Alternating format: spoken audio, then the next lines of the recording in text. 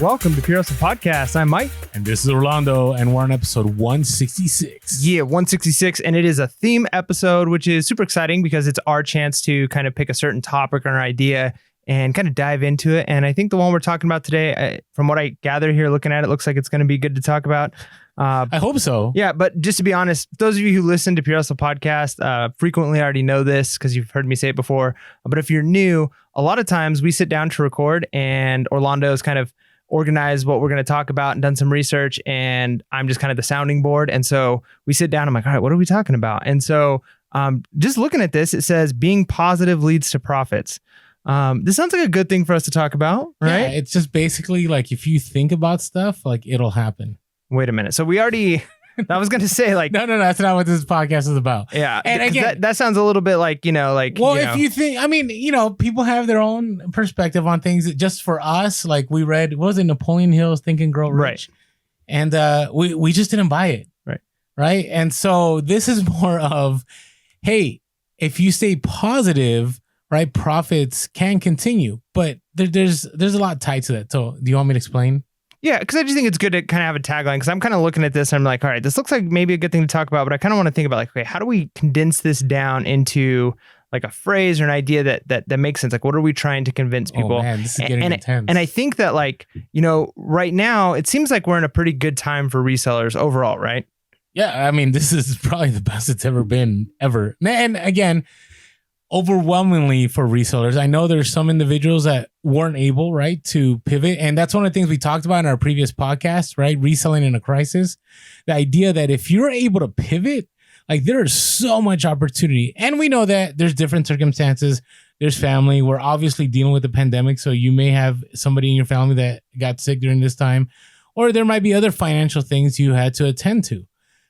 But what we do know is that this period of time, I would say, is unheard of. Like we haven't had this great of a time as resellers, and the whole decade that I've been reselling, it's never been like this ever. Yeah, at least for us, and then for a lot of the people in the community that we're talking to, it just seems like the overall pulse is that many resellers are doing really well right now. And again, like we said, if you're not, that doesn't mean necessarily even that it's your fault that you didn't pivot. I mean, everybody's in different circumstances and have different situations.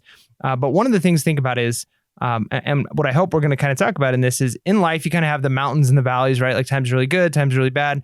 And oftentimes it's easy to, people fall into different ditches. Like sometimes people are really, really positive when things are good, and then things get bad and they just immediately go negative. Or even when things are good, sometimes people start to get negative, like, oh no, things are gonna get bad. And so I think kind of the better way, and hopefully kind of what we're addressing here, is how do we maintain like a balance in a sense of that we stay logical and motivated and inspired and positive, whether times are good or bad, so that your emotions aren't, swinging all over the place, but that you have a good plan and that your feelings about your business can kind of stay consistent, whether things are good or bad, right? No, that's exactly it. And the reason I was thinking about this episode was there was a day during the period of July 4th, right? We're kind of recording this a little early, right? Because now this is actually being pre-recorded. Yeah, like, so we're recording a little bit early because I'm going to be gone for 2 weeks, and we're going to record one on the road where we'll kind of do like a Zoom meeting, me and you, and we'll see how that goes. Yeah, so right now, if you haven't checked out our YouTube, I'm assuming, I'm hoping, my plan, I'm 100% planning on doing this unless something crazy happens. My plan though is during the trip to make multiple videos, how the haul's going. So I'm doing what I'm calling the road thrift trip. So I'm going to several states, and we're pulling a trailer, and we're just going to stop at lots of thrift stores, fill up, and then stop at some fun places, visit some family, go on kind of vacation. We're going to go to Great Wolf Lodge, which is like an indoor water park. And we're going to do a lot of fun things, but try and make it pay for itself, plus some by our thrifting. So make sure to check out our YouTube. There should be videos there. And if they're not, man, I'm going to look foolish right now. Well, here it is. It's out there. It's out there. All right. So going back to what I was saying before all that, and I'm looking forward to those videos, because to me, it's always exciting being on the road. So it's going to be awesome to, share your journey with you. Now, what I was referring to was there's a point in time in this last week where like sales were like bad. Like literally there was nothing for like an entire day except for one sale for like $35. And there was this 3-week time I remember during the pandemic where like absolutely anything you listed would sell. Like it didn't matter. Not saying it would sell right away. So like you could like put up like some pocket lint and it would sell. No, I'm not. Well, what?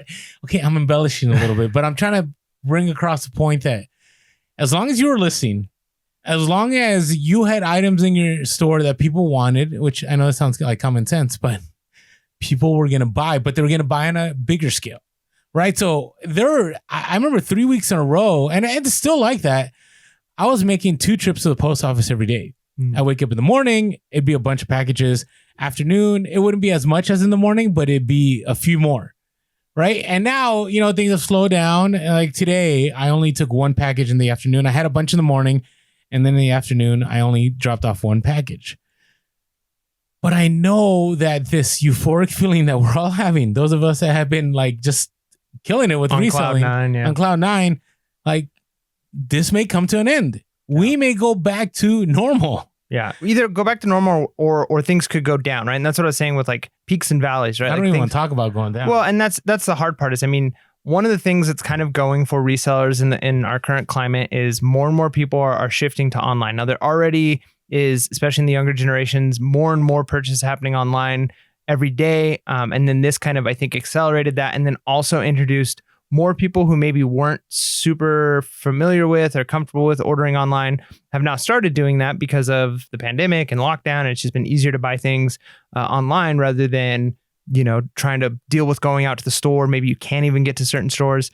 So one of the fears that people could have is like, okay, what's going to happen when this is over? Are all the new converts to online shopping going to stay online, or a lot of them going to drop off? Or what if we go into like a serious recession? How is that going to impact? And so you can start to get those kind of doom and glooms, even when you're in the high and the peak, as opposed to kind of prepping for it, but kind of realizing that that's just the cycle of business. Yeah. And so we have a lot of new resellers that have jumped on to the podcast.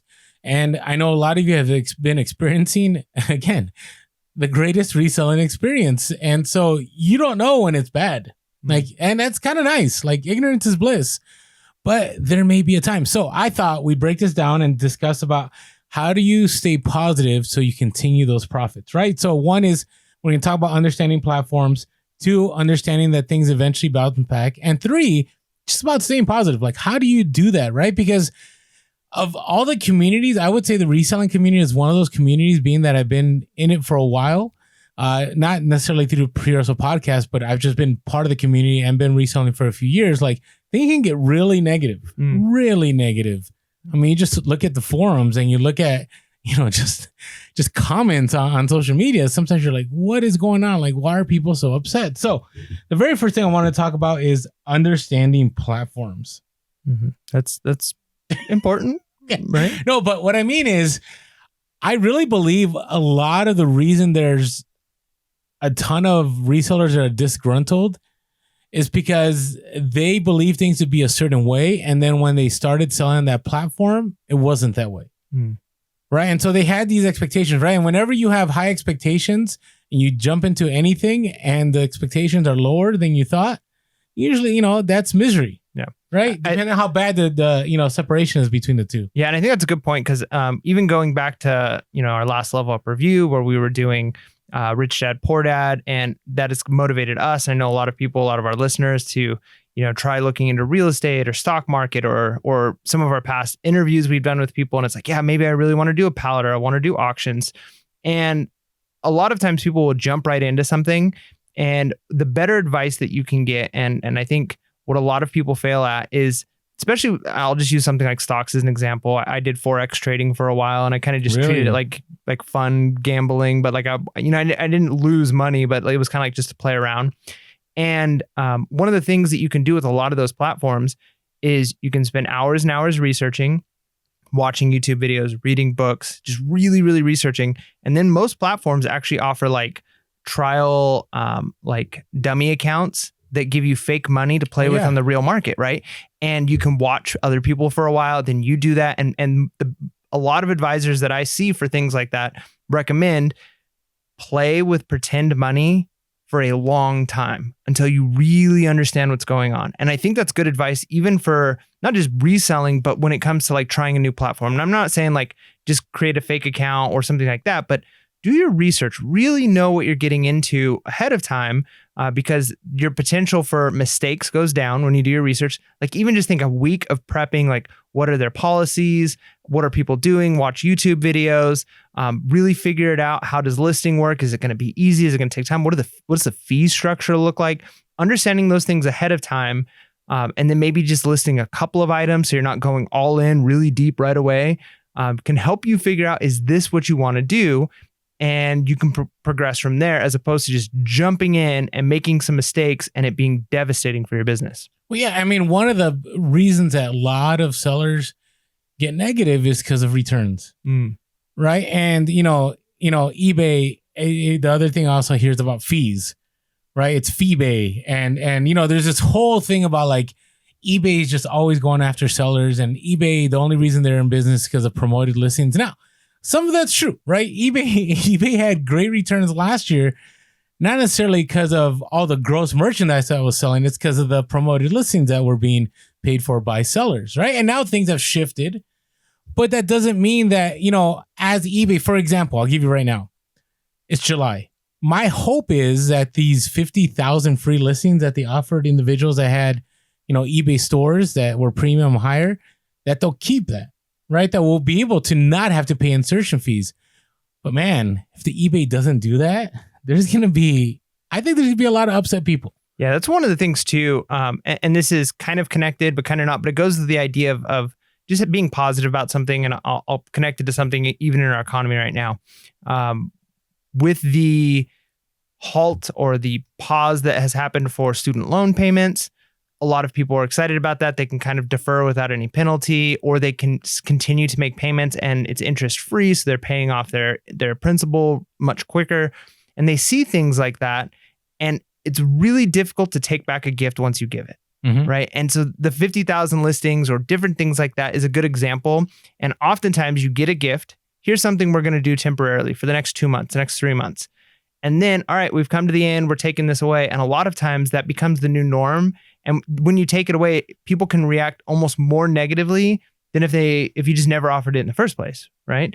So it's important, I guess, to think that things can happen, problems can happen, or a gift that's been given to you can be taken away. And knowing that can help you stay positive when it happens.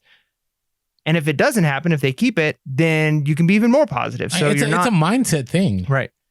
Right. I mean, that's what I'm aiming towards here. I mean, you were very eloquent about it, so thank you. But that's the thing, right? Because it's been nice. I mean, I will tell you, not having to pay several $100s a month, right, and not having to jump to the Anchor store, right, which will probably cost me, I think, $200 more to jump on there. But it's been nice. It's been nice because that leap it's gonna hurt. Like if I have to go Anchor store. Right. Because I've listed a ton of stuff. I took advantage of it. And I know a lot of people are always like, well, if they take away those free listings, you're going to be stuck with all those fees. But yeah, but you got to look at the positive side.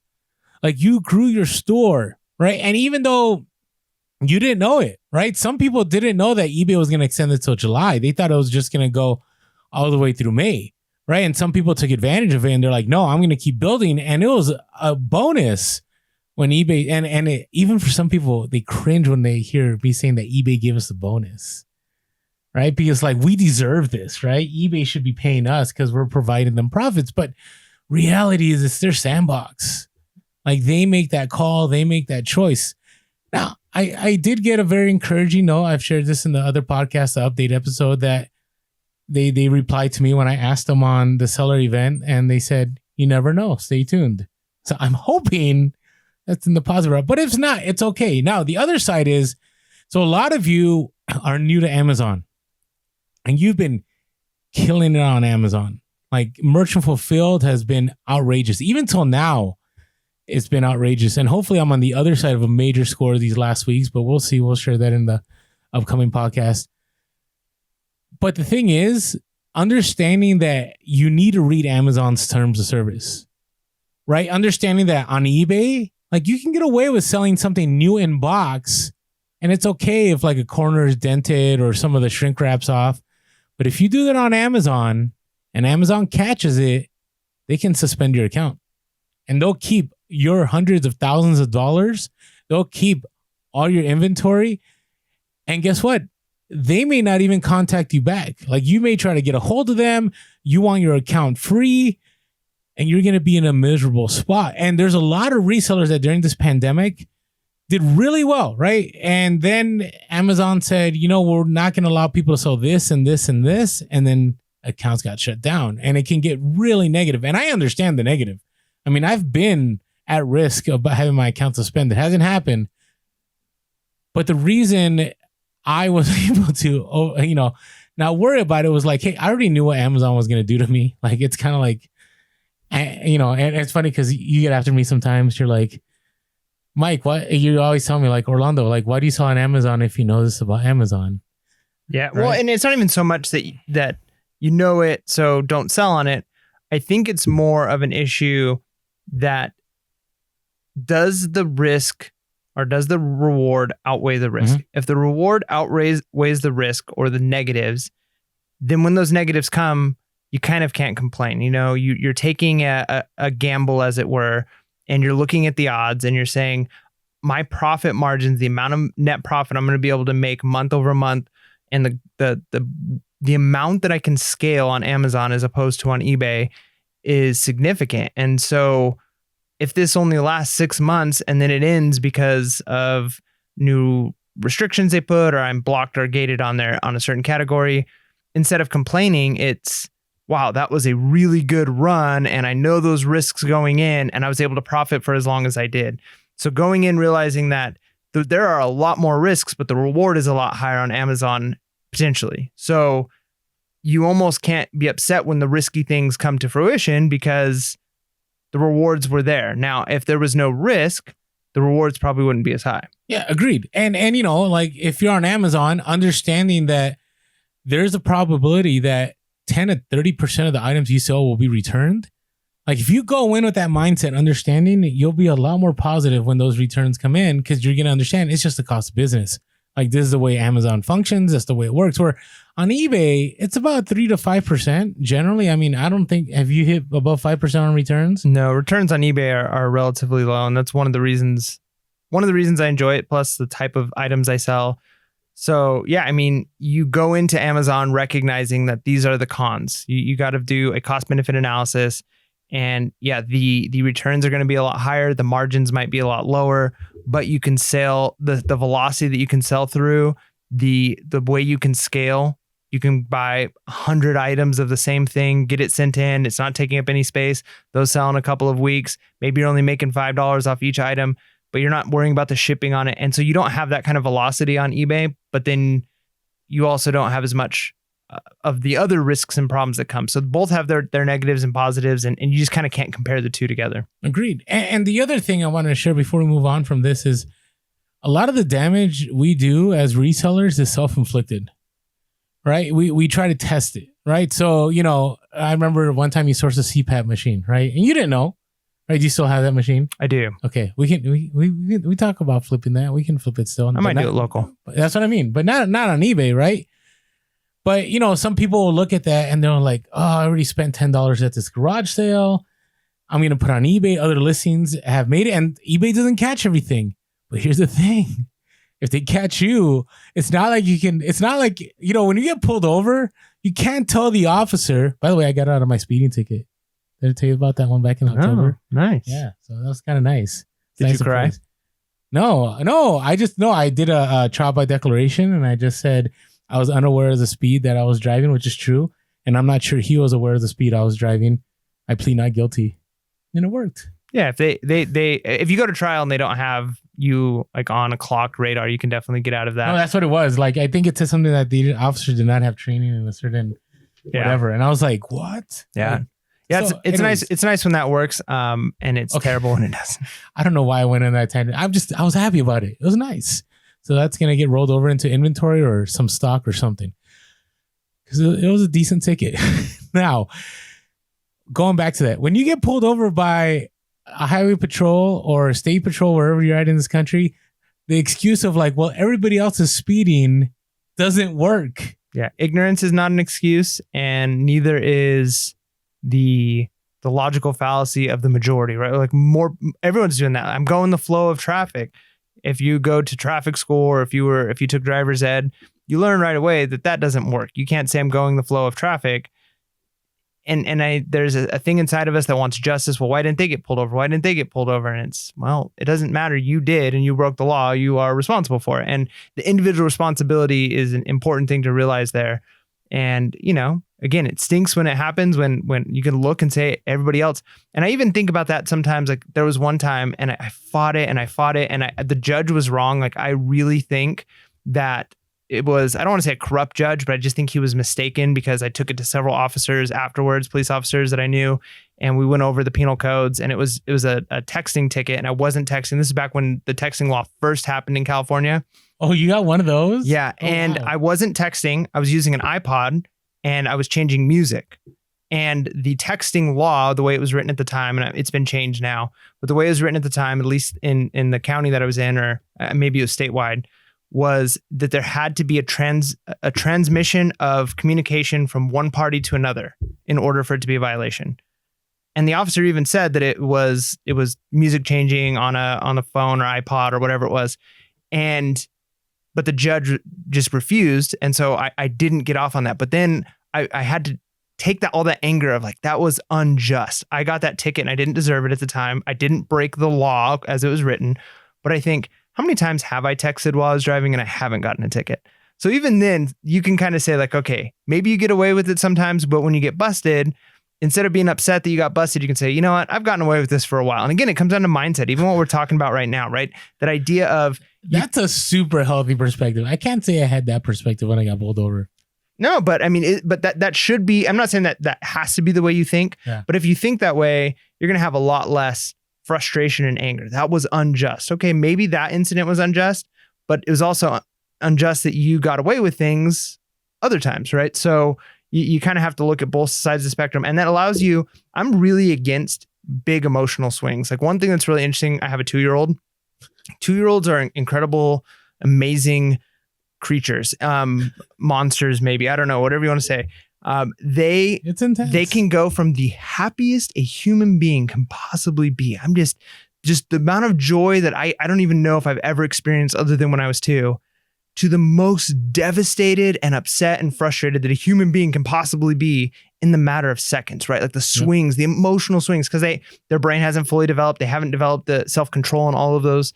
And so I've heard one psychologist basically say the job of a parent is to teach their kids, or to make their kids not have too much fun or to be too upset. It's like to bring them to the middle, right? Too much happiness. This is unrealistic. You're doing things that are going to hurt you. Bring you to the middle. Oh, you're too. And I think that balance, kind of that middle, is a good place to be. So it's good to be positive, but especially when sales are good and things are really good. However, it's unhealthy to be, I guess, foolishly optimistic instead of saying, this is really great. I should be using some of this to prep for maybe times that are going to come. They're going to be not as good. And I need to use this opportunity to build my inventory, instead just like, man, the champagne and the water fountains, I can just live the rest of my life like this. And then problems happen and you weren't prepared for it, right? So being in the middle and not being too happy and excited, or being too devastated, and just kind of saying, I'm going to stay positive right where it should be, not manic, but also not depressed, right? You want to be right in the middle. And that's great, because that actually leads to our next point. But before we move on to that point, I just want to make sure you guys understand, like, no basic things. Like, I get a question all the time, like, hey, I see people using stock photos all the time on Poshmark and on eBay. And my thought is always, hey, their policies say you shouldn't use them, right? So you can go with it, but understand, like, if you get shut down, like, that's on you, right? And so having that perspective is key. Now, leading to your next one is having a solid understanding of how things are and how things may be, right? The understanding that things can always go up. And that's the hardest part as a reseller, because there are dips. It does go up and down, right? It doesn't have to be necessarily summer slowdown. It could be in the fall. It could be, if you're on eBay, I'll never forget that one eBay where I was kind of new to reselling. I kept hearing about Q4 and I'm like, oh, I can't wait for the sales. And yeah, no, because the secondary stuff I was selling, like no one really wanted for Christmas. Now, some of that has changed. I will say in the last 2 years, eBay sales have upticked during Q4 because, thrifting and sustainability, like it's trending, like it's a thing now. So more people are willing to buy and use items as gifts for other individuals. But always understand, like if you did the research and you put in the work, like there's always going to be buyers. If you keep that mindset, because especially when things are slow, right? What do you usually do when things are slow? So I've always kind of said that there's like 3 or 4, maybe I need to actually like write it out and have it in a more articulate fashion. But as a reseller, you have times of sourcing, times of listing, times of like shipping or like organization. It's our book that's dropping. Yeah, organization, storage, bookkeeping. So you've got like 3 things that you can be doing. And if you can be sourcing, you should be sourcing.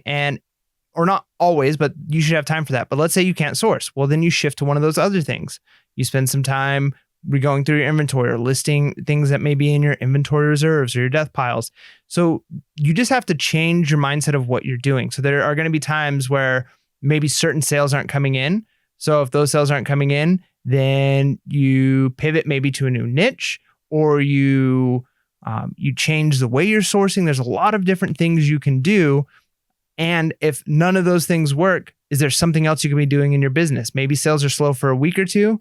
This might be a really good time to do that tax preparation stuff that you don't want to be doing when sourcing is really good, but you're stuck, doing taxes. So there's always something you can be doing, but a big important part is pivoting when those times come. Yeah. And my experience has been when things are slow, like you can get really down. Now you can choose to just sit around and just wallow in that, or you can choose to take action. Like you said, go sourcing, do listing. And my experience has been, I'll never forget the summer 2 years ago, I think before we did the podcast, things were just slow. Like nothing was happening. And I just decided like, I'm just going to keep sourcing. I'm going to keep listing. I'm going to keep sourcing. I'm going to keep listing. And I did that through all of July and nothing changed. It was still slow. But when August hit and September really hit, I was so grateful that I didn't just sit around and kind of just said, oh, well, that's it. Like, I guess things are going to be slow like this forever, because things rebounded.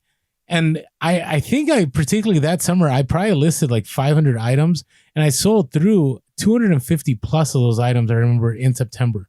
So things just flew, right? And so part of it was having that understanding that, hey, economies rebound. There are going to be slow seasons. And even right now, things are so tentative right now. Like a month ago, we were reopening in California. Then a week ago, we were locking down. And then today, or not today, but last week, it was kind of like we're kind of opening and locking down. And then I don't know where we're at. By the time this podcast drops, who knows, right? So it's having an understanding that kind of similar to the pandemic where, it's just based on how things go. It's going to be the same thing in reselling, where you're going to have times where you're just going to list, and you're going to feel like nothing's going to happen, but it will. It will. If you did your research and it's an item that people want and it's had a track record of selling, it's going to sell, but maybe not at that time. Nice. I just thought of an acronym right now, going back to what we were talking about. And maybe this is really rough cut, so maybe I change it later. Is this for a shirt? But maybe it is a shirt. Maybe it's just something, a motto to keep in mind. Maybe this is trash and we'll just throw it away later. But Slog. SLOG, Slog. Okay, check it out. Maybe. So goals backwards? Is it goals? Yeah. There's missing an A. Maybe I got to find a way to get an A. Yeah, but goals like in Spanish, like goals. Oh, okay. Like scoring. Oh, is it? Yeah, like in soccer, yeah, score a goal. If you have multiple goals, it's goals. GOLS? Yeah. Oh, okay. Well, there we go. So maybe I do it that way. So source, right? As a reseller, you do a lot of sourcing. List, right? And that goes with pictures. And I'd even say maybe shipping.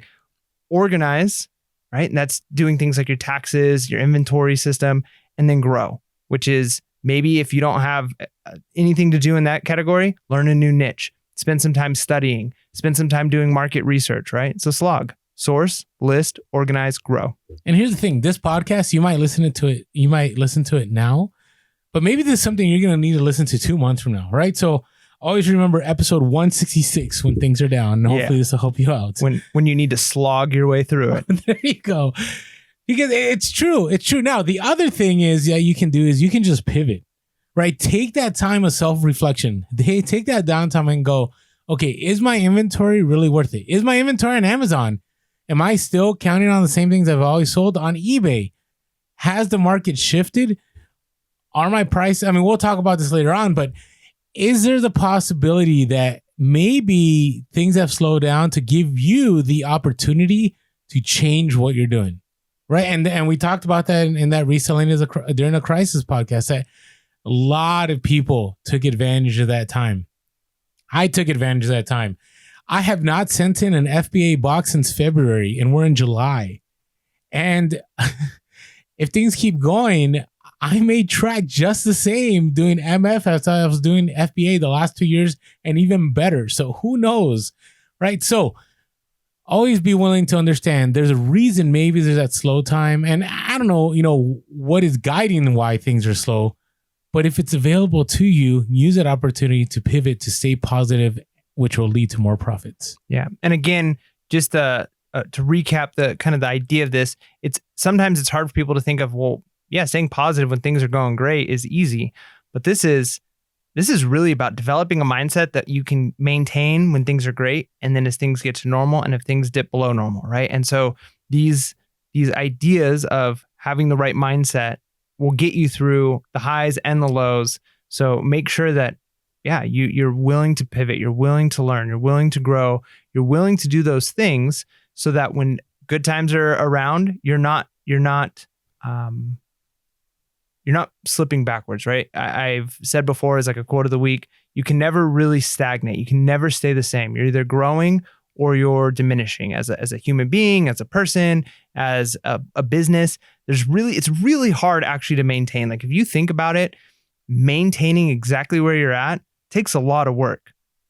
Usually just a little bit of work and you can be growing, or no work at all and you're usually losing, right? There's not really an in-between. It goes with diet, goes with everything. It's really hard to stay exactly where you're at. You're either going up or you're going down. And a lot of people do little up, little down, little up, little down. And that's why they kind of feel like they're staying the same. But don't let good times be a time where you actually start to go down, where your inventory gets less because things are selling. Find a way to source more, find a way to grow in ways that you can capitalize on that. So when times get bad, you're not really far behind because you were relying on those good times. Agreed. All right. Hey, it's time to talk about some social media before we keep moving, right? And hopefully we're just keeping it positive on social media. Yeah. I've always wondered though, like, what if we were like a negative, like, social media channel? I mean, people love negative. Maybe we have like an alt account, like a pure hustle podcast, angry edition, and like we just complain about everything. I mean, because there's definitely a market for that. People like to be upset together. The only reason to bring that up is because the other day my son made a YouTube video and it was like a rant, and I was just like, son, like, you don't have to rant. Like, you can keep positive, but it's like, I gotta get this out. But it was hard to tell him that he's not going to get views, because you do get views for rants, right? So anyways, why did I go there? All right. Hey, by the way, if you haven't been following us on social media, we are Pure Hustle Podcast on TikTok. TikTok on TikTok. Man, that was a boomer move. All right. So on TikTok. Okay. Pure Hustle Jeez, I can't even get on TikTok and Instagram and Facebook, and we are Pure Hustle Cast on Twitter. You can also call us if you want. Thank you, all of you that called us for our Q&A episode. We had a great time.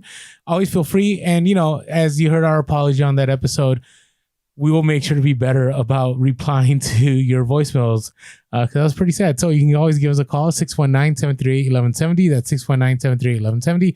Or shoot us an email at purehustlepodcast@gmail.com. That's purehustlepodcast@gmail.com. And as always, we are grateful for the reviews. They've been awesome. We've already capped 300. Our goal now is to go to 500, because it just helps us bring us higher on the algorithm. So thank you so much.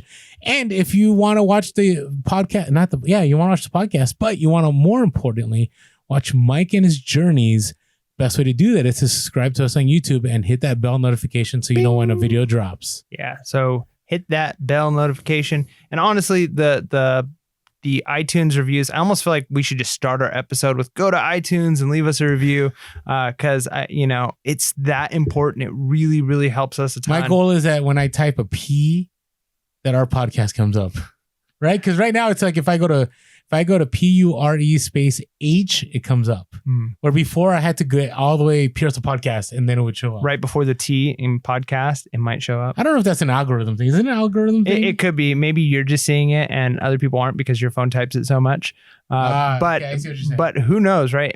Honestly, your reviews mean a ton, not just because it helps us get to more people. It helps us to reach a wider audience and tells people that what we're doing is actually valuable.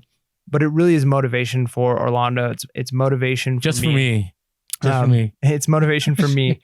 And that motivation is what keeps us going. It's what allows us to do this podcast because we don't do this for the money. We don't do this for the fame. We don't do this for anything. Like we do this because we love helping and I'm growing. Orlando's growing. We're growing through this podcast. We learn a ton and the reception from the community has been so great. So when you give us like a feedback, even if you leave us written feedback, we read them, we love them. But if you don't have time for that and you just want to do stars, every time we see another review come in, it's like, yes, like people care. And that means a bunch. So if you haven't had a chance, shoot over there and do that. That would be great. We would greatly appreciate it. And yeah, cool. All right. So it is time for... Come on, hustlers. It's the freaking hustle of the week. Yeah. We have some we always have really good ones, but these are interesting. You know why? Why? 2 are from email and 1's from TikTok. Huh. No Instagram, no Twitter, no Facebook. So I'm looking forward to these. I like it. And I'm reading these for the first time. So if I mess something up, forgive me. Here we go. First one is from Warren on email. eBay store is Rocky_Mountain_Treasure. So it was a listener who sent us liquid gold about a month ago. So remember we got that. I'm still using that. We got That's that awesome. hand sanitizer. Oh no, it stays in my car every time I go in and out of a store. Shouldn't stay in your car though. Doesn't that start a fire? Like if it gets too hot? I've heard people say that. I don't know. It's fine. I have no fire yet. If I have a fire, I'm going to blame Warren. Whoa, You're gonna, no, I'm just kidding. Okay. So he sent us liquid gold about a month ago. That was so thoughtful. Really appreciate it. Thought he had scored a thrift store with a pair of Fry boots for $3 and a few bags of non-expired ink for $2 back. Decided to walk over to the home improvement area and came across 6 boxes that looked new. It was some sort of vent cover for a building. After some research, realized they were smart flood vents to release water from a foundation during a flood, and they go for about $200 each. He verified the boxes were new, and he took all 6 boxes home for $30. Listed them on eBay. Went the next day to the thrift store and saw they had 6 more available. They just had them in the back there waiting for that, stock to go, I guess. So 6 more. He took those home. Someone sent an offer for 150. He sent an offer for 150. Buyer message that they wanted to buy 6 more for the same price. So he sold 7 for a gross profit of $1,050, and he still has 5 left.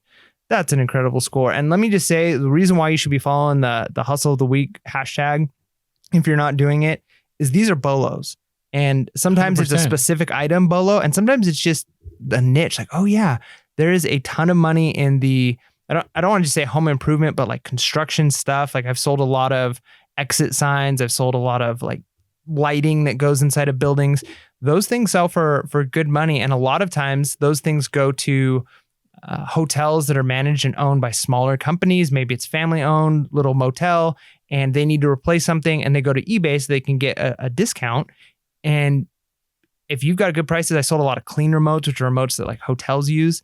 So definitely keep an eye out for that type of thing. Even if you're thinking, who would buy these types of things? Like this wouldn't go to an individual, it would go to a business. I promise you businesses use eBay because not all businesses are Walmart. They're not all huge Fortune 500 companies. A lot of times these are people who maybe are running an apartment complex or small family owned businesses, and they're looking for a deal. And so if you can sell it on eBay for a deal, that is definitely a market to be looking out for. So Warren, thank you so much for sending in that hustle of the week. And thank you for the liquid gold. And man, that is an incredible deal. And it's so nice that it was one, because you probably saved a ton of money on shipping doing it that way, selling all 6 of them at once. So that's an amazing deal. Keep at it. You are the man. All right. So next we have Sarah, IG handle Cast Aside Beauty. Now we met Sarah at eBay Open. So it was awesome meeting you, Sarah. And she actually was hoping to come to our meetup that we had to cancel. So hopefully we'll catch her around at the meetup. And she's actually the one person in this entire planet to ever wear a PHP podcast shirt in the Caribbean. So nice. And it's on her Instagram. So, props to you for, for all the people that saw you and wondered and checked out PHP podcast. Thank you, Sarah. So now this is intense. So she contacted us via email, long-time listener of the podcast, and went to an unrepresented estate sale with a barn on property. So we don't have too many of those out here. We do have barns though here and there, don't we? Yeah, we do. Handful here. Okay, the barn was filled to the ceiling with cardboard boxes of stuff. Boxes belonged to grandparents whose grandkids were looking to offload a ton of items due to their hoarding tendencies. That's the best. Well, it could be the best unless it's junk. They said they were going to get a dumpster the next day and start tossing the boxes. Sarah volunteered to help them. Next day, she showed up to the dumpster and it was full. And there was an 8-foot bonfire burning several boxes. And the family was just planning of just tossing over whatever was left. Okay, now, I think those boxes were empty. Or maybe it was just a bonfire that was going. But then what ended up happening, the family just said, hey, you can go through all these boxes before we toss them in the fire. And you can keep it for free. So she went the first day planning to buy stuff, went the second day out of her goodness of her heart to just help. And now she comes upon this possible deal. She was allowed to keep everything for free, saw one of the boxes next to the fire. So I'm just imagining this, like you see a box next to the fire and then she looks inside, she spots 4 bomber jackets. And also at the same time picked up 7 totes worth of vintage dolls, such as a Seal 1970 Mattel Wonder Woman Barbie doll worth around $300. Like that right there in itself is a hustle of the week already. So the jackets so far, the biggest score out of everything. They're vintage A2 leather bomber jackets worth possibly between $500 to $1,000, and she's still researching. Wow. Those jackets are money. I've sold probably 5 to 7 of those. Some I've sold for it was a slow day and I let it go for $150. I've sold some for $300 to $350. They are money. And these aren't even the original World War II ones. These are repops. But even the repops from like the 70s and the 80s, they are money. And the fact that you got those for free and plus you have everything else, that is a hustle of the week. It's hard to beat free. It's hard to be free. And the fact that you just went to help and next thing you know, who knew you'd be getting paid, $1,000 to $2,000 for just helping out? So thank you so much, Sarah. Cast Aside Beauty on Instagram. Hopefully we'll have a meetup soon so you can come down. Yeah. All right. Our next one comes from Brandon. This is our TikTok listener. The handle. It's not East County Flips. Oh, that was. See, you left it on the last one. I messed up, but we're going to give you the right name here. All right. Let me read it first and we'll give the name afterwards. So Brandon. We got it right now. Okay. Orlando has it. Brandon, the flipping fitness coach on TikTok. He is amazing. Man. That's awesome. So I just wanted to make sure he's a loyal flipping listener fitness. And follower. And yeah, it's all about flipping fitness. He does fitness and he does flipping, but a different kind of flipping. So go ahead. All right. So purchased a set of chairs on an online auction. They were Tell City chairs. So Bellow, look out for Tell City chairs. You should look if you Google that. They're like $300 to $400 like a piece new. That's crazy. So Brandon stated that most people are unaware of furniture at auctions, and that's really true. Just in general, furniture is one of those things where, like anything else, you walk into a thrift store and you look in the clothing rack, 99 out of 100 items are going to be garbage, right? And so most people just think the clothes are not going to be worth a lot of money. But if you know what you're looking for, there's a lot of money there. So unless you're willing to look and learn a niche like that, my wife is really big into arts and craft era furniture and home decor. And so she can spot certain items and like, oh, that's and she'll name the year and the maker of it. And it's so she knows certain things. So if you can learn about furniture, there's people aren't always looking for them. So anyway, so he picks up these Tell City chairs. They cost $20 and he sold for $370 plus shipping, stacked the chairs and patted them with pool noodles. That's such a great idea. Pool noodles, especially if you've got like a Dollar Tree or 99-cent store or Dollar General or whatever you have around you. A lot of times you can get pool noodles for $1 and that makes some really good padding. You can cut them and kind of customize them. wrap them around items, and it's really, really good. And that's a great thing to use for furniture like that, so they don't scratch each other. So that's a tip on top of a Bellow, on top of a hustle. So Brandon, you are the man. Check out Tell City chairs and learn a new niche, because people are slipping and sleeping. So it's interesting, real quick, before we move on. So if you go on TikTok, like the box hitting user ship is massive. Like it's, you seen that? That's huge. And again, larger items so well, right? And Brandon has done a great job of learning his craft in a niche, and he's doing well. So check him out, the Flipping Fitness Coach on TikTok. And by the way, appreciate all the TikTok listeners on our podcast and that follow us, because sometimes we have some cringe that we drop, or at least I drop all the cringe. Yeah. You dropped the okay boomer cringe. It's all good though. It's all good.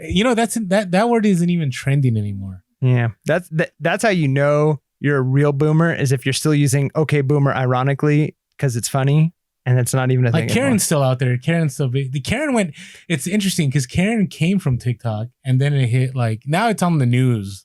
Nice. Like everybody's being called a Karen. Like I feel bad. Like all the poor people that were called Karen, those listeners that are called Karen. And guys don't have a name. Do guys have a name? There are names for certain types of guys, right? What? Someone's a Chad, right? Like, is that what yeah, it like is? kind of like a jerk, or kind of a stuck up rich white guy, is a Chad. I mean, there's certain ones like that. So there are definitely names, but yeah, that's cool.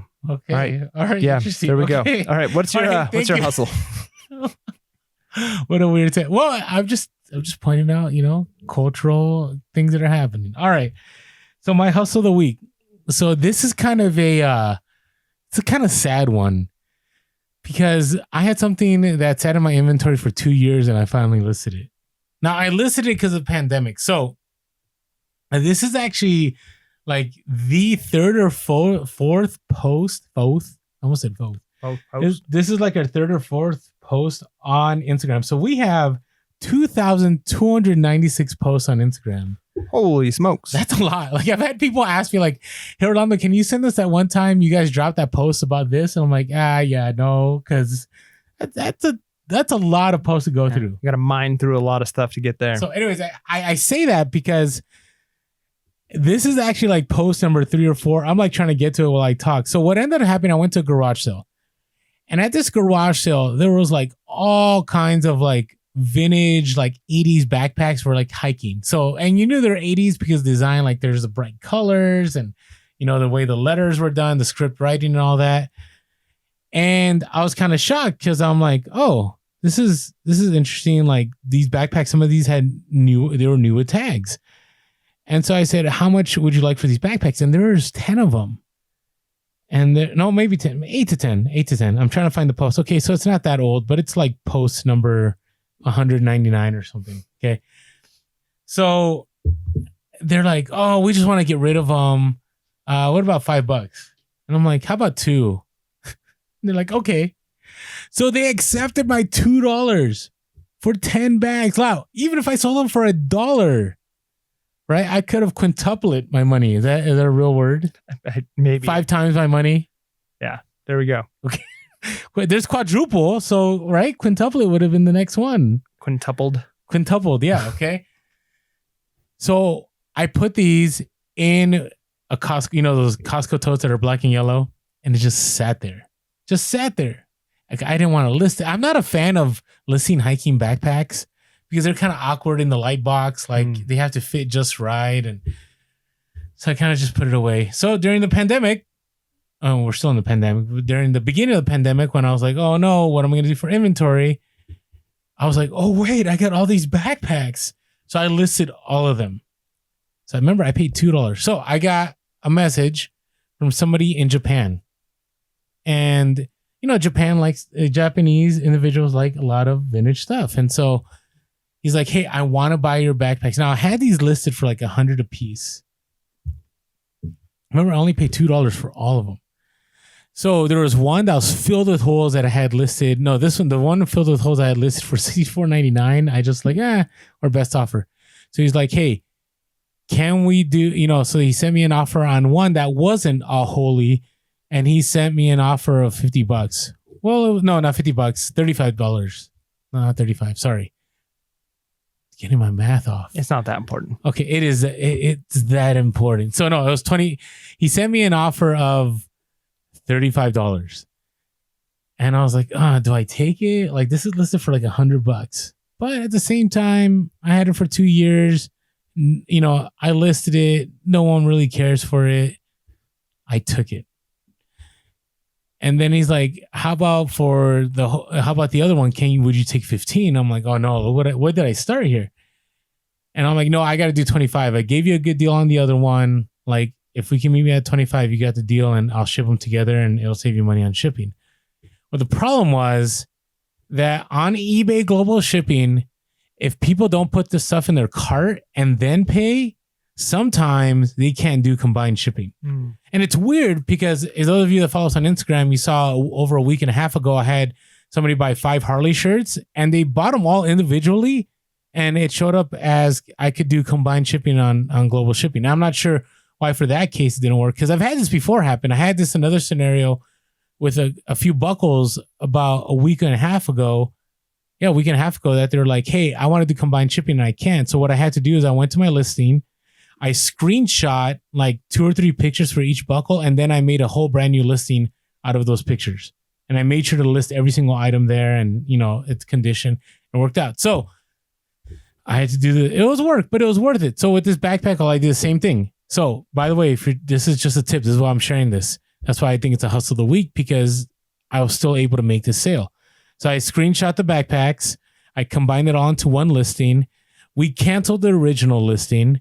I sent him the link to the new one and he paid right away and $60 plus ship. So if you look at the ROI, that's 2 out of the 10 bags. It's pretty good. Right. So that's why I consider it a hustle of the week. And plus one of them had all kinds of holes in it.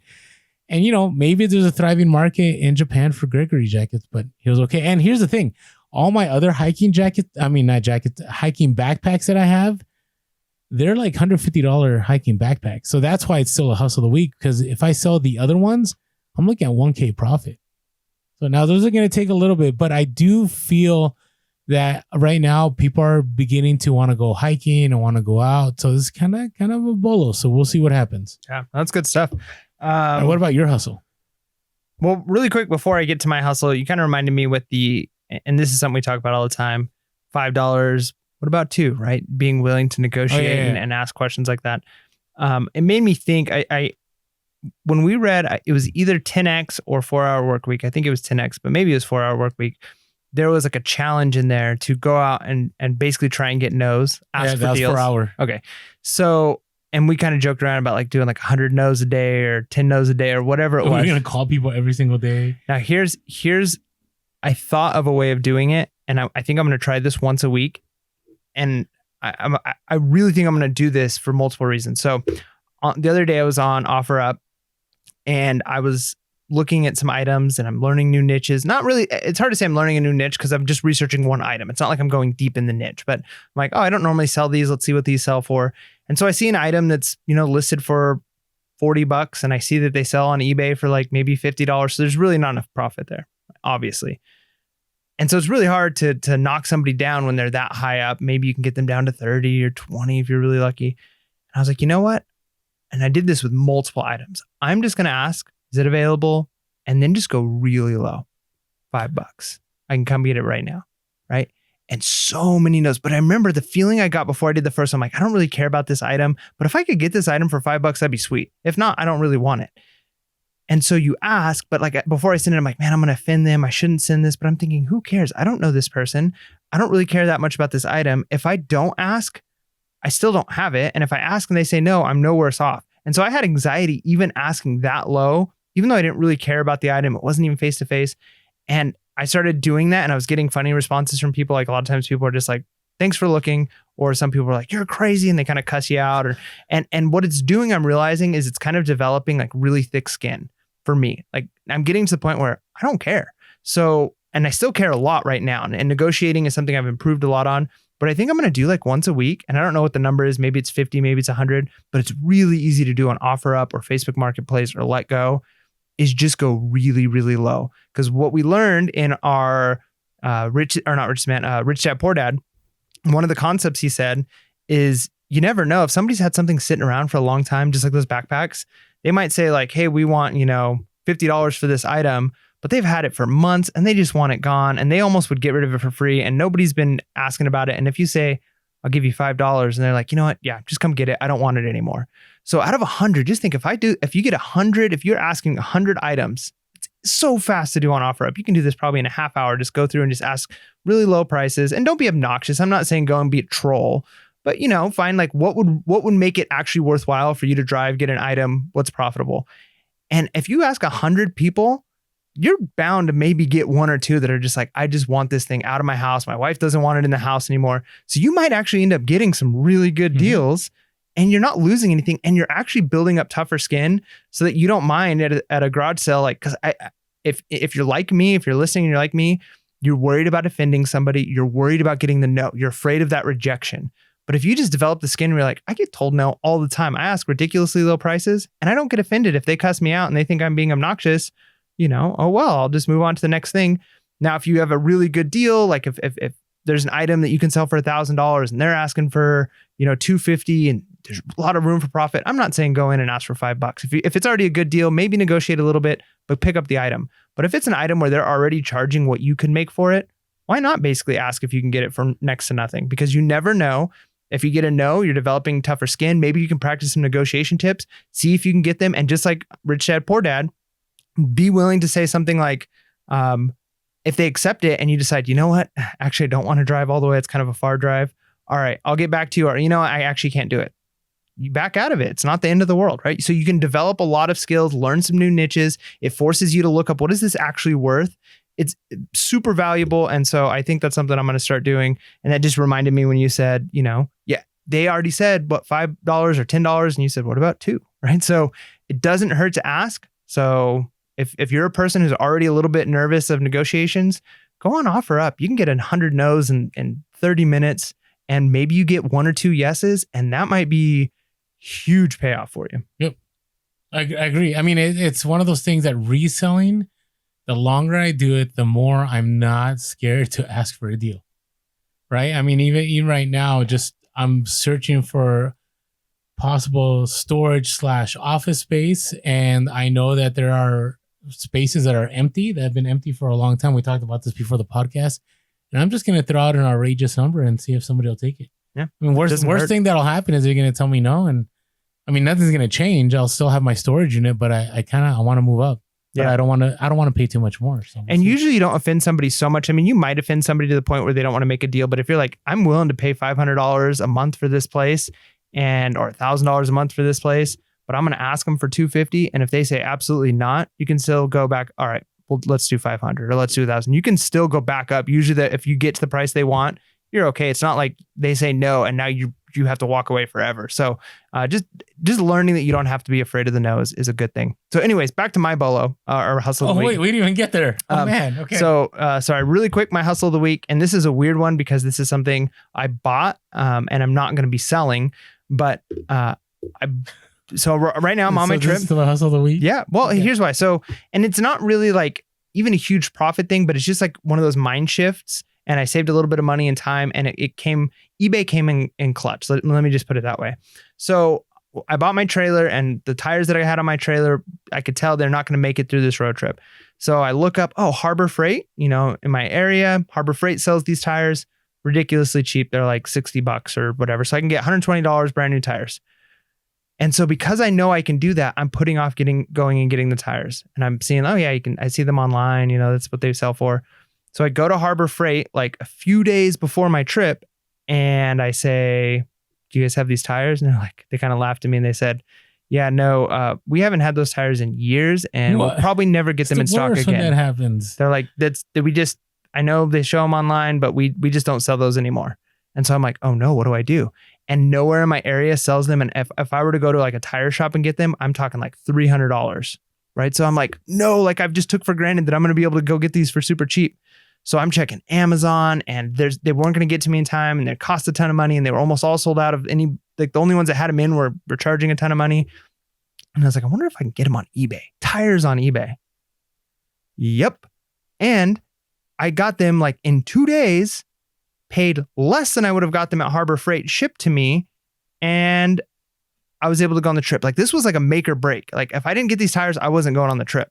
And so the fact that I was like, I'm going to check eBay, and sure enough, they had them, and they had them at a cheaper price, even with taxes and shipping. I got them cheaper than I could have got them at Harbor Freight, and they came fast enough. It's like, who can ship? Nobody can ship in 2 days. Like I'm going to be stuck going and spending $400 for tires or $350 for tires when they should only be $120. And so that's why it's a hustle of the week, is because I saved money. Even though I didn't really save money, that was what I was planning on paying anyways, but I was in panic mode and just remembering, you know what? eBay. So just a reminder out there, even for personal things, don't forget to check eBay. eBay is a great place to go. And a lot of times the shipping is faster than currently right now, a lot of places, including Amazon. So, and that's why I keep saying, I think eBay is being underestimated. Yeah, maybe. I'm telling you, I think, I know we go back and forth. Actually, if you catch our update episode, we did get some insider information from an anonymous source about how eBay was trying to reach other demographics. Nice. So anyways, so tune into our update episode from last week to catch that. All right. Well, I think that's a hustle of the week still, though. Yeah. No, I love that. Now, I love that because I have found that like I'm going to Amazon even now, and it's like it'll be middle of August. I'm like, can't do that, and they're still charging a premium. Yeah. That's what I'm like. So yeah, eBay's definitely the place to get those deals. Comes in clutch. So all right, let's get back to our topic. So here we go.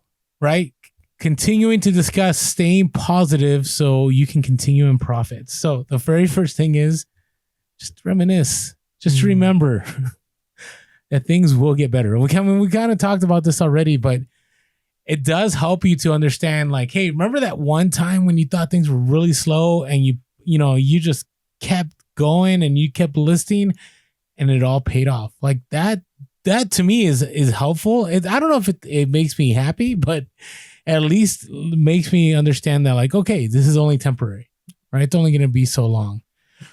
But that's all I need to say about that. Yeah, no, reminiscing is great. Here's a good point about reminiscing. This works as long as that's not what you're doing the entire time. Yeah, you don't just stick in reminiscing. This is oftentimes people will give this even as like marriage advice. Like, oh yeah, it sounds a little cheesy, but get a little box, and whenever you have fun things or pictures or things that remind you of how great things are, put it in this box. And then when things get rough and you don't want to, and things are getting really tough in a relationship, go look at the box and talk about the good times, and it can help. And so have your eBay box. Yeah. And or even as a teacher, like I tell you, there are times where you go weeks and you're just getting, parents are upset and students aren't learning and things are really rough. And then you get a letter from a student or a parent that's like, you changed my life. You really helped me. Thank you so much. Like I've learned so much. Oh, or you get a parent that says something. Yes. And so a lot of times, a lot of people will get those kinds of things. Man, that is so awesome. Maybe they put it on their wall for a few days and then it goes in the trash. Don't do that. Put it in a box. So when things get really tough and you're like, why am I doing this? It's the same thing with eBay. Like things can, or reselling in general. Times are going to be tough, but just remember, hey, been through this before. What's the reason I'm doing it? And it might be reminiscing the good time, like just eBay sales going up, but then remembering, why am I doing this? Family. Remember that vacation I was able to take because of reselling? Yeah, reselling is really tough right now, but it's done so much for me. And that just change of mindset can get you through some really dark places. Such a great point. I actually had a folder with all my students' notes from over the years. And yeah, you're right. When I had a rough day, I just opened up that folder and I'd go through some of that stuff. So yeah, that's great. I wonder where I put that folder though. I mean, I don't need it anymore, but I remember that folder got me through some tough times. Now, the easiest way you can have a folder, just document your process. This is why we talk about being on Instagram. We're not saying share everything that you do, but if you can somehow find a way to document your journey. I know as Pure Hustle Podcast, it's been nice for us to be able to go into like our Instagram story archives and a year ago and go, okay, how were things a year ago? Oh, we're going through the same thing. Or, hey, I mean, even on a practical side, this is when these clearance sales were happening, or this is when this garage sale was happening. Like finding a way to document and archive what you've done will definitely help you out during those tough times. That's a great point. Wasn't even in the notes. All right. The other one is, hey, it's the same thing. Reflect, right? Stay positive by reflecting on like, is it something else that you're not doing? Is it in your policies? We talk about this all the time. Is it your pricing? Is it your shipping? Right? Is there something on Amazon? You give an example. So I was kind of bummed earlier on in this pandemic because I bought this super high item with a low rank. And I'm like, oh man, these things are going to fly. Yeah, crickets for like 2 days. And I bought a ton of them. Well, what I forgot was that the reason that Merchant Fulfilled works so well for me is that I turn on Nationwide Prime on mine. Now, some people may debate with me and say, hey, it's not good to have Nationwide Prime, because what happens with Nationwide Prime is that you get sometimes a request for second day air. And yeah, Amazon will charge them a little bit more, but it eats into your profits. Like, for instance, if you have something that you're making $30-something net profit on, that might be all gone with the second day air. But it's okay for me, because here's what happens. That Nationwide Prime gives me an advantage. So if I have 100 units and 5 of them are Nationwide Prime, it's okay, right? But I kept my place, right, as the lowest price. I kept my place as the person with the best shipping. And so I keep selling and I keep selling and I keep selling. So if things are slow, if you're getting really negative, take a look at what you've done. Focus on that. Hey, how can I change this? How can I make this better? All right, now this is the toughest one that isn't in the notes, but it should have been in the notes. Oh, no. So you got to be around positive people. You just got to. I'm telling you, in the reselling community, it is so... I think it's easier for... This is why I don't do this. It's easier for me to put a negative post, man. Anytime I put in like a pseudo negative, like I don't mean it to go negative, but it goes down bad. Like really, I might put something like, hey, by the way, for now, I haven't posted it and I'm probably not going to, but hey, promoted listing ends in July. That's going to get comments. Yeah. No, but the flip side of this is there is a fine line between being ridiculously, unrealistically optimistic, and being real and being negative, right? So there's kind of that line that you're trying to walk there. And I think there's nothing wrong with being real and calling out when there's problems. But I think there's a way of doing it where you're just not like, hey, this is a bashing party and we're just going to go crazy negative. But in the reselling community, I've never seen a community that can do that so well. I don't know. I think you're maybe giving I say too much credit. Let us know in the comments. I'm interested, because I've been in this for a while. But really though, like, okay, if you're on Instagram or Twitter for like a religious community or political stuff, like it's all the same thing. Okay, all right, I get that, but the comments that always, like, I'm like, where are people coming from? It's like, I am done with eBay. I'm shutting down. I'm gonna just stick to Craigslist. I'm like, what? Like, what are you saying?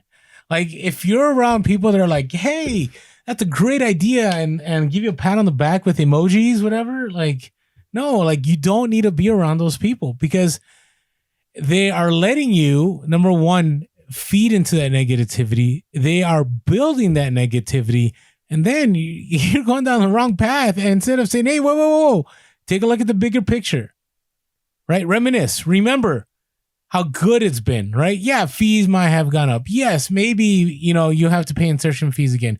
Yes, maybe Amazon started charging, warehouse storage fees again.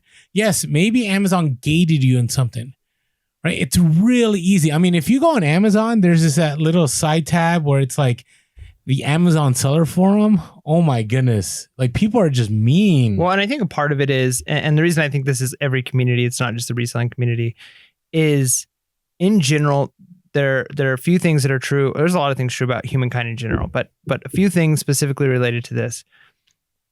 People do not like to see other people be successful when they're not. Just as a rule, and I'm not saying everybody's like that, but as a rule, most people are.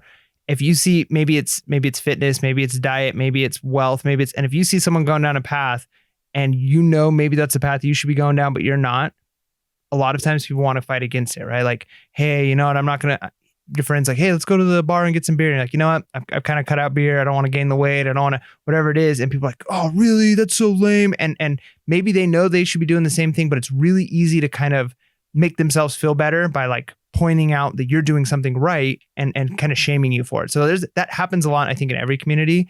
And so it's a lot easier to pull somebody down to your level and feel good about yourself than to see somebody succeeding and say, you know what, maybe I need to self-reflect and change and do some things myself. And so misery loves company. And so when you see other people upset, it's easy to spread. It's easy. And I'm not saying, what we were talking about earlier, don't be around people who are going to give you poor advice and not give you real wisdom. Maybe you're coming with a financial issue or a business issue. Don't just find somebody who's going to be a yes man. Like, yeah, that's awesome. Like, stay positive, because maybe the advice needs to be, hey, yeah, maybe you should look and change, but don't be around people who are trying to drag you down. It's a lot harder to pull somebody up than it is to drag somebody down. So you want to be around people who are doing better than you and can pull you up, because otherwise people will pull you down. And it's just fact of life. Like, even in your own family, a lot of people experience this. If you start to do really well, everybody around you that's not doing the same thing you are will start to try and pull you back down to where they are. Right. And so you got to be careful of that, and surround yourself with people who are going to pull you up, or that are going to encourage you as you're taking the hard steps, the internal fortitude, the discipline, whatever it is, to make good things happen in your life, or to stay positive when things are really rough. And it's really easy for people to come along and try and pull you back down. And yeah, so don't associate with those people as much as you can help it. Yeah. And on the social media side, you need to be careful that you are following and looking to people that are going to challenge you, not make you feel like you're less. Right? That's huge, because social media, it's all about the comparison game. I mean, all the time. I mean, in our own community, this is why people throw up numbers all the time, right? I mean, I throw up stuff. Hey, this sold for this. I hope it doesn't come out braggadocious like, look at me. I'm just saying, hey, this is what's possible, right? These are some items to look out for. But there are elements in the community that it's like, hey, I am so good, right? And so you begin to follow those people, and you begin to go like, I'm never going to be like that. If that happens to you, just don't unfollow those people. Follow people that will challenge you. Follow people that you can learn. Follow people that are constantly positive, right? And I strongly encourage you to stay away from the drama. Like Mike and I, hopefully we stay drama free for a long time. I'm sure that we will have our moment. But what I'm saying is, like, no drama for your mama. That's our goal. Sound like Michael Scott right there for a moment. So, but it's true. Like, listen, we're all about leveling up. We're all about helping each other. Let's stay positive in this community and continue that positivity by being around individuals that are positive, not those that are negative and always looking through an Eeyore, right, mindset of reselling. Yeah. So, hey, hopefully this episode was helpful to you. Maybe we're still going to be in this euphoria where everything is incredible and things are great, but make sure to keep it real, because it may not always be like that. So with that being said, hey, make sure to be real, be relevant, and be reselling. Peace.